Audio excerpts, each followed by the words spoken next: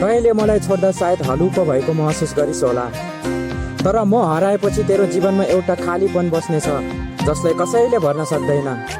रात शान्त हुँदा मनभित्र अचानक मेरो नाम उठ्नेछ, छाती दुख्नेछ, आँखा रसाउनेछ अनि ढिलो गरी बुझ्नेछस्। माया गुमेको पीडा समयले होइन सम्झनाले मार्दो रहेछ भनेर। म भन्दा धनी, म भन्दा राम्रो रूप भएको मान्छे तैँले पाउँछस् होला, तर याद राख, कोही तेरो मन बुझाउन आउने छैन। सबैलाई तेरो आवश्यकता मात्र हुनेछ। आवश्यकता सकिएपछि त बोझ बनेर छोडिनेछस् र त्यो एक्लोपनले मेरो नाम आफै सम्झाइदिनेछ। गल्ती मान्छेबाटै हुन्छ। म कहिले निर्दोष थिएँ भन्ने दाबी मैले गरिनँ।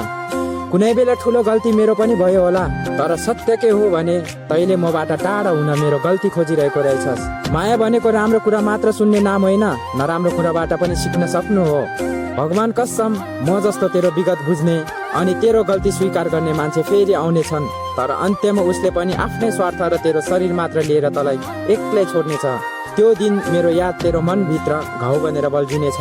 हरेक ठाउँ, हरेक चिजमा मसँग जोडिएको सम्झनाले तँलाई बाँच्नै गाह्रो बनाउनेछ, तर म चुप लागेर सहन्छु, किनकि त अरूको संसारसँग हिँडिसकेको शरीर म अब कहिले स्वीकार गर्न सक्दिनँ। तेरो यो जवानी, यो उमेर र यो रूप कहिलेसम्म साथ दिन्छ जस्तो लाग्छ। आज जवानी छ, त्यसैले संसार तेरो पछि लागेको छ, तर एक दिन कुनै कारणले रूप फिक्का भयो या जवानी सकियो भने हेर्ने आँखा पनि घट्नेछन्।